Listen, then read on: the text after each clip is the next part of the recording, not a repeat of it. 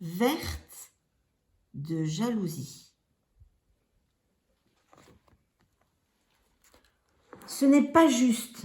Adèle s'affale dans le canapé à côté de son frère. Laureline vient de rentrer d'un anniversaire chez sa copine Laureline. J'en ai marre de cette fille, elle me dégoûte. Elle a une belle maison, une piscine, elle a un ordinateur, elle a tout dans sa chambre. Et là, pour son anniversaire, devinez, le comble, elle a eu le dernier portable. Apple, bien entendu. Je suis dégoûtée. En plus, elle a des super vêtements, super cool. Moi, j'ai la moitié de ce qu'elle a. J'en ai marre, ça m'énerve, ça me saoule. Adèle est verte de jalousie. La jalousie, ça commence tout petit, avec un petit pincement au cœur, mais si on ne fait pas attention, eh bien la jalousie grandit, grandit, et elle envahit tout notre cœur, et on a du mal à la contrôler. C'est ce qui est arrivé à deux personnages de la parole de Dieu que vous connaissez certainement. Ces deux frères, on trouve leur histoire dans la Genèse. Je vous lis quelques versets racontés pour les enfants. Adam et Ève n'étaient plus dans le beau jardin de Dieu.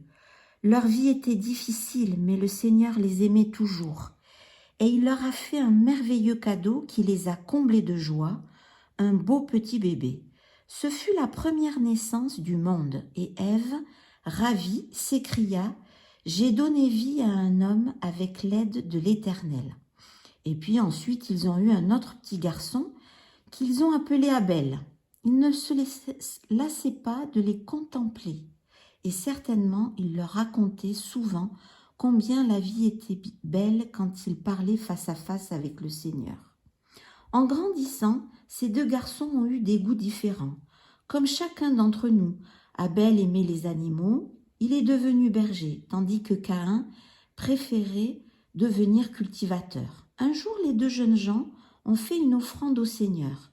Aujourd'hui, nous donnons de l'argent. À cette époque-là, l'argent n'existait pas. Alors Abel a donc offert un bel animal de son troupeau. Il a présenté les meilleurs morceaux à Dieu. Cela prouvait combien il l'aimait. Le Seigneur a été très content de son offrande. Caïn, quant à lui, a trouvé des légumes plein son jardin.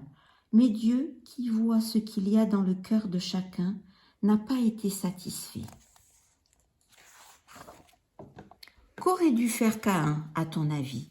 Il aurait dû prier, peut-être pour savoir pourquoi son offrande n'avait pas plu au Seigneur, et ensuite lui demander pardon et agir correctement. Dieu lui aurait certainement pardonné, comme il le fait toujours quand nous le demandons, sincèrement, et que nous regrettons ce que nous avons fait de mal. Mais hélas, Caïn n'a pas agi ainsi. Pourquoi ?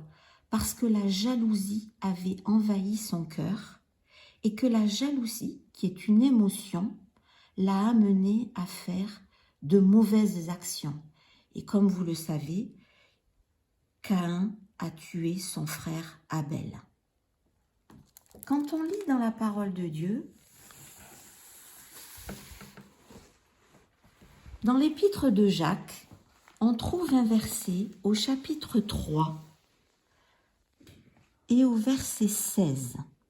Là où il y a de la jalousie et un esprit de dispute, il y a du désordre et toutes sortes de mauvaises actions. C'est ce qui est arrivé à Caïn. La jalousie est rentrée dans son cœur et l'a amené à une mauvaise action, tuer son frère. Mais la sagesse d'en haut est premièrement pure, pacifique, modérée, conciliante, pleine de miséricorde et de bons fruits. Tout ça, ce sont des mots un petit peu compliqués, mais qui nous expliquent et qui nous rappellent que la jalousie, quand on la laisse rentrer dans notre cœur, si on la laisse faire, elle prend le dessus et elle nous amène à faire de mauvaises choses. Alors que si on demande à Dieu de l'aide, il va nous donner la sagesse et il va nous donner un comportement qui va aller dans le sens de la parole de Dieu et qui justement va nous donner une pratique remplie de paix, de douceur, de bienveillance. Et donc, nous allons plaire à Dieu de cette façon.